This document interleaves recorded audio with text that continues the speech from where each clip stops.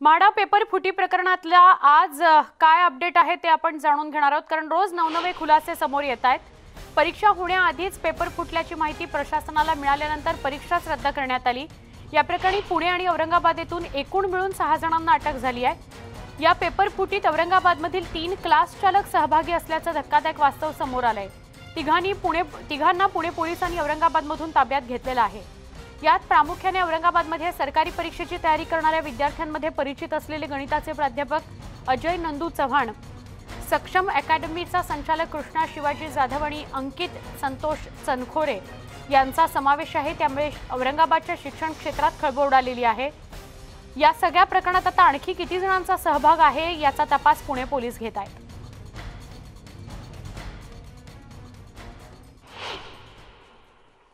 दरम्यान आज गृहनिर्माण मंत्री जितेंद्र आव्हाड यांच्या बंगल्याबाहेर अखिल भारतीय विद्यार्थी परिषदेने आज निदर्शनं केली। माढाचे पेपर रद्द झाल्याने अखिल भारतीय विद्यार्थी परिषद आक्रमक झाली होती। आव्हाडांच्या निर्णयाचा निषेधही आंदोलकांनी केला। त्यावेळी आव्हाडांच्या निवासस्थानाबाहेर मोठ्या प्रमाणात पोलीस बंदोबस्त पाहायला मिळाला।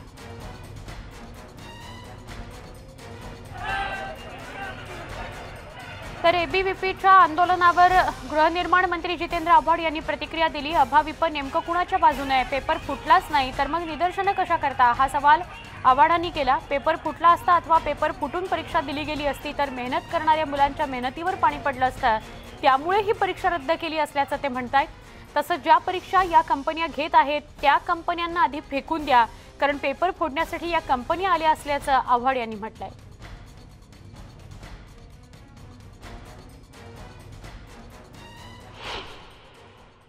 मला समजत नाही की पेपर फुटलाच नाही, शंका व्यक्त होताच परीक्षा रद्द केली। म्हणजे ह्यांना काय पेपर फुटणाऱ्यांची जे फुटणार होते त्यांची काळजी आहे की काय? अरे ज्या मंत्र्यांनी 3 दिवस मेहनत घेऊन सगळ्या बातम्या गुप्त ठेवत गुन्हेगारांना पकडून दिलं, रॅकेट उघडं केलं, परीक्षा रद्द केली, कोणालाही संधी दिली नाही काय करायची, पैशाचा वापर होणार नाही याची दक्षता घेतली, त्या मंत्र्याच्या घरावर मोर्चा कशासाठी? म्हणजे पेपर फोडणाऱ्यांची काय लागेबंद आहेत का यांच्याशी? का काही विद्यार्थी यांचेच होते? एबीव्हीपीने केलेल्या आंदोलनावर विधान परिषदेचे विरोधी पक्षनेते प्रवीण दरेकरांनी काय प्रतिक्रिया दिली तीही बघूयात। विद्यार्थ्यांच्या आयुष्याचा खेळखंडोबा या ठिकाणी झाला आणि पुन्हा म्हाडाच्या परीक्षांच्या बाबतीत एवढ्या घटना घडल्यानंतर सरकार शहाणं झालं नाही, पुन्हा त्या ठिकाणी या परीक्षा थांबवाव्या लागल्या।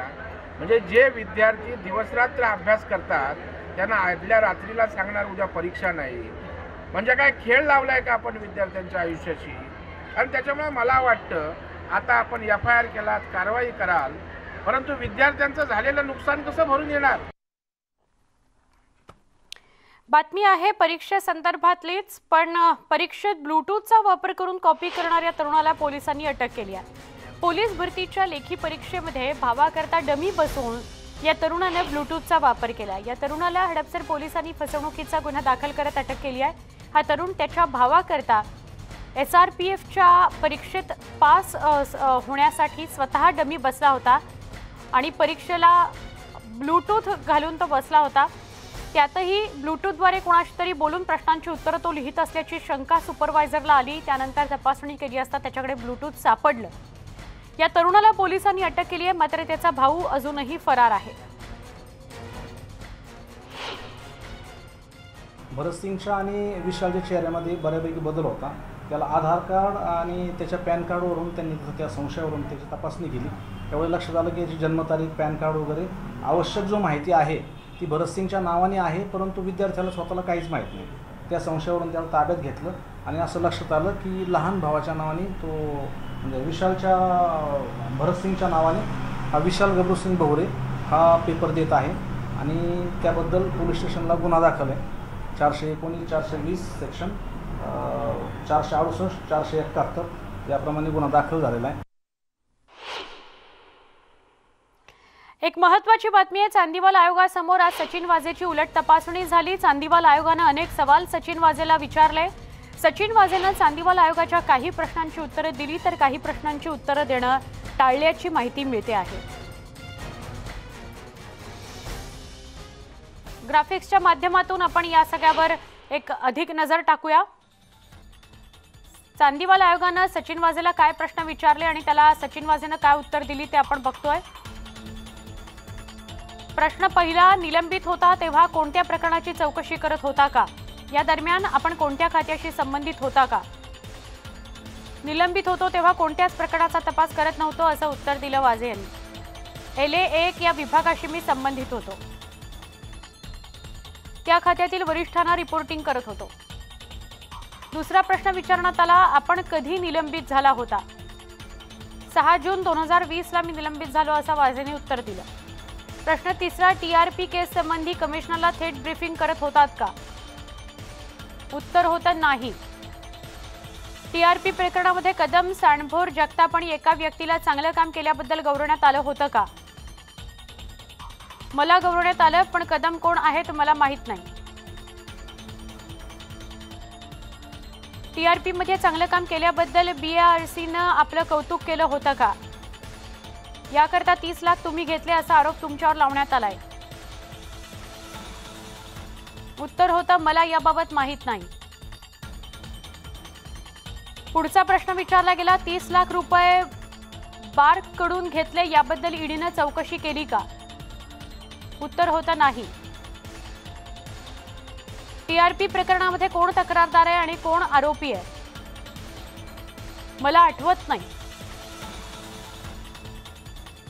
BRCनं काही विशेष तक्रार केली होती का? उत्तर होतं नाही। आमचे प्रतिनिधी अजित मांढरे यांच्याशी बोलूया। अजित, चांदीवाल आयोगाने काही प्रश्न विचारले ज्याची उत्तरं सचिन वाझे कडून अपेक्षित होती, पण काही प्रश्नांना उत्तरं दिली गेली, काही प्रश्नांची उत्तरं टाळली गेली, काय सांगाल? सुवर्णा, आजच्या या सगळ्या प्रकरणामध्ये प्रकर्षाने हे जाणून घेतलं पाहिजे की ज्या पद्धतीनं अनिल देशमुख यांचे वकील सचिन वाझे यांची उलट तपासणी करत होते त्यावेळेस त्यांचे जे प्रश्न होते याच्यामध्ये वारंवार हा उल्लेख होता की सचिन वाझे हे तत्कालीन पोलीस आयुक्त मुंबई पोलीसचे परमवीर सिंग यांना रिपोर्टिंग करत होते का?